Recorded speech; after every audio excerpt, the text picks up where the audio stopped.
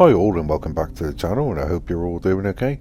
Well, you can definitely tell that the world of Formula 1 is quietening down a little bit as we head towards Christmas and the new year, but the exciting part for me is the first date announced for the launch of the 2024 cars, and this is a part of the year that I love. Well, we're not quite in 2024 yet, but I really do get excited about the launches.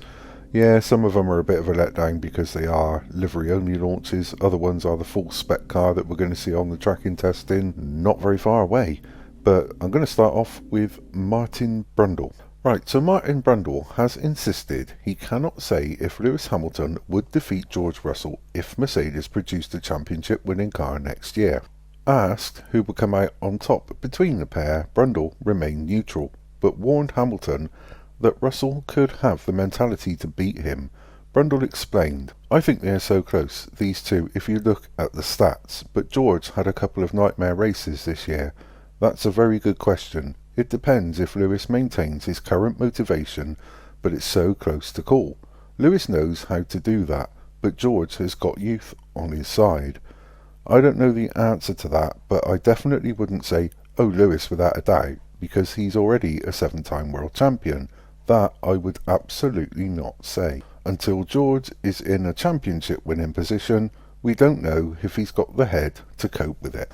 And I like the way that Martin's remained very, very neutral there, but maybe it's because George is a King's Lynn man, just like Martin himself, so maybe there's a little bit of bias there, who knows. But sticking with George Russell and Lewis Hamilton, George Russell has said he wants to be ahead of Lewis Hamilton in the 2024 World Drivers' Championship.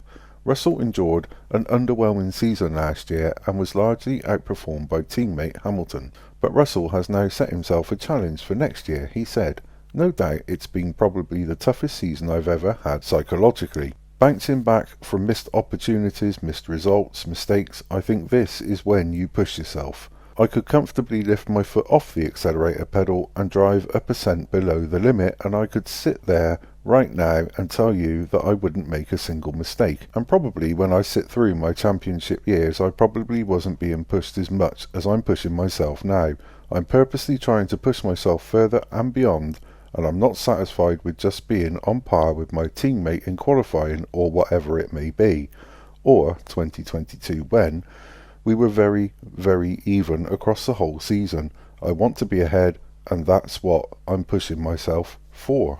And that's quite interesting, because maybe that explains why last year was a bit of a nightmare year for him, a nightmare season for him at times. Overall it wasn't too bad, but at times he did have a bit of a struggle.